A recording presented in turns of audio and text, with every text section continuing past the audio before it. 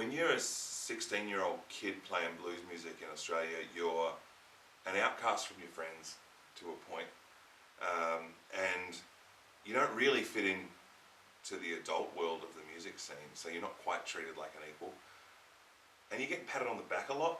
And I think that I was going to go either way. You're either going to start believing it, which makes you one of those egotistical kids who actually ends up fading away because they genuinely believe there is some kind of genius, or they try so hard to fight against that ego that they end up kind of not wanting to do it and actually shying away from it a little bit. And I'd seen young artists do both of those things. And I guess my father probably recognised that something had to give.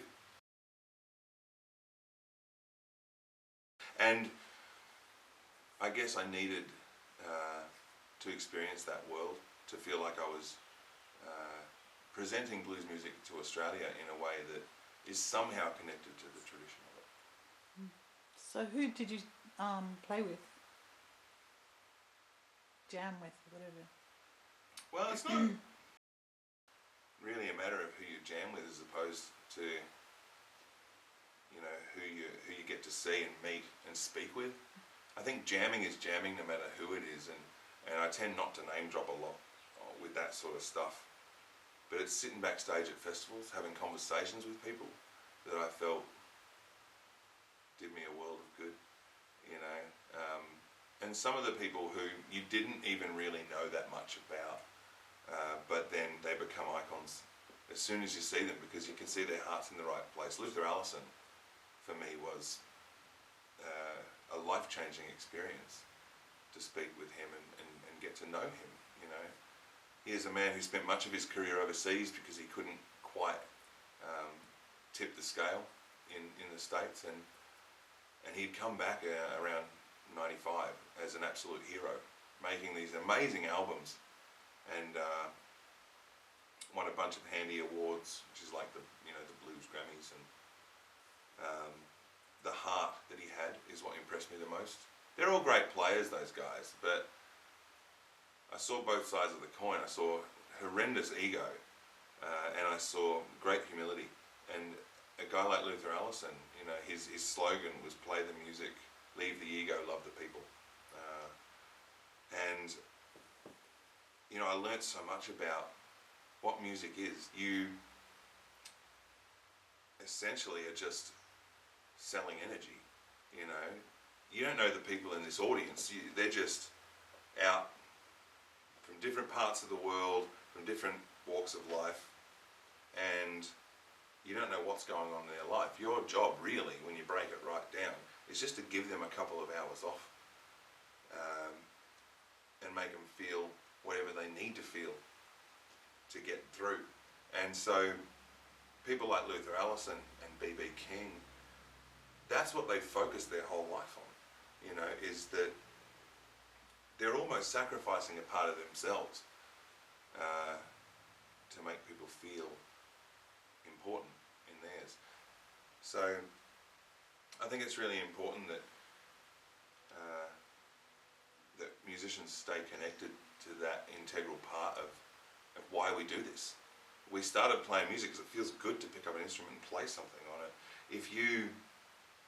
And you can extend that out, you know, it feels good for others to hear music played on an instrument, and ultimately what we do is just give people a chance to just breathe and think and get in touch with something that's bigger than them. I think that a really important part of songwriting for me has always been not worrying about what it means at the time. You know, if you try to say, I'm going to write a song about this, you're actually really limited. You're better off just letting your mind take you away to wherever it's meant to go. And it's almost like a therapy type situation. It's quite subconscious in that you realise what the song's about later on in life. You know, I've written songs about breakups that hadn't happened yet, but they happened shortly after, because you know, that's what you're thinking deep down. And we tend not to be too well connected to that in everyday life. So that's what a song is. And figure honesty is a really important part of writing any song. With the Tangled Brew album, there are songs on there that are very personal and, you know, uncomfortable even. But as I was putting them down, you know, I thought, well, there's an audience that's been watching me for 20 years. So they've watched me grow up, so they probably deserve my honesty, and even if I'm not honest, they can probably see through it anyway. An audience can spot a phony, and a listener can spot a phony, so I may as well just tell the truth. And I'm erratic. I'm an erratic person, you know. I change what it is I am about from day to day, so my songs tend to do the same thing. So they head off on all these tangents, but ultimately return to the same place, which is whatever mood I was in when I was writing it, you know. When I get asked what my favourite song that I've ever written is, I kind of think, well, it depends what day it is, you know, and who I'm feeling like I am today.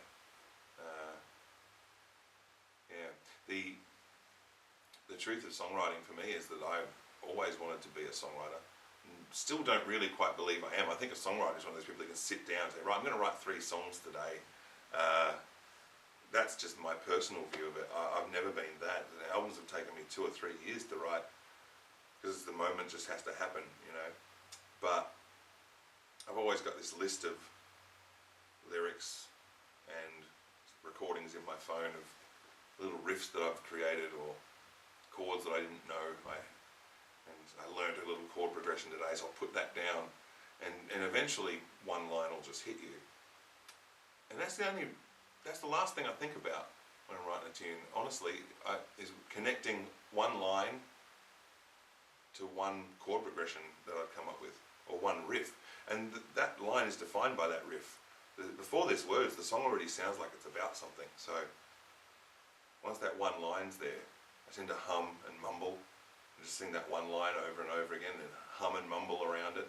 And all of a sudden words will just magically kind of appear. It's through none of my own doing, I can assure you. I think that because it's never been a bloodline here, and because it's never been a part of Australian culture as such, you know, blues music in Australia has this cause about it. You know, each one of us believes that we are promoting it partly for ourselves, and a huge part is promoting the cause itself of blues music and getting it heard, you know. So there really is this sense of community spirit about it, that we're all kind of on the same page, and we've got an ultimate goal. No one in the Australian blues scene wants to be a celebrity, I don't think. I think that they want to be great blues musicians, and so because we're all travelling for that, and we're all promoting it the same way, and we're all fans of each other, blues in Australia will always have a very strong core group of fans / musicians who are often the same people, who all stick together really well. And ultimately, for blues music's survival, the more good blues players playing in good venues for good people, you know, that should be the goal at all times, because that's what's gonna you know, keep it strong. That and evolution. We got Eric Clapton and Robert Johnson at the same time in this country, so we kind of have this habit of chewing blues up and spitting it out and calling it something else. And I say that in a really good way. Blues being the fundamental stepping stone for all music that came after it. Australians kind of get to borrow back from the music blues helped to create and infuse it.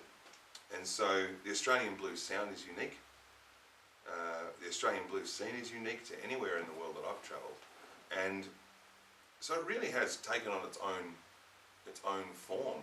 As much as it's linked to the original blues music or to American blues, which it should always be, it's really kind of grown into its own feature, which I think is something that Australian blues artists should be very proud of. You know, blues does belong to everybody now, and it certainly should. It's part of our genetic makeup as humans, to feel that kind of music.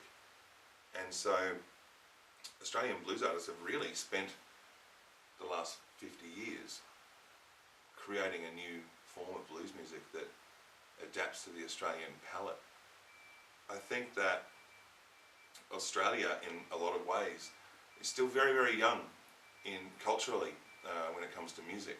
So it's building and it's growing, and I love being part of that. But of course, when you're in the States or you're in Europe touring, you've got a larger population of people who understand this kind of music. You've got many more years of history that people have gotten used to that culture of live music and buying records. And ultimately, a lot of people here still don't know what blues music is. Part of the joy of performing in Australia is getting to introduce that to people. My audiences these days are not really blues fans. There are obviously a core group of blues fans that come to see me play, but one of the most common things I hear is, I've never really been into blues music, but I saw you on YouTube and I thought I'd come along because maybe they like the guitar, or maybe they heard one song that they really loved, but I get to introduce them to blues music. That's really part of it for me. It's a huge part of it. As I was saying earlier about being part of the cause, I really do believe in that. I really do believe that there's this great music. You've got to hear this, you've got to hear this, you know. And people come to my gigs and they go to Jeff's gigs or Fiona's gigs and they've been brought by friends who have never heard of them before. And they get told, you know, at the end of the show, as I've been told, my friend told me I had to come and see this. Well, I think that way about all blues music. There's this music, you've got to hear this. So I actually get more excited performing in Australia than anywhere else.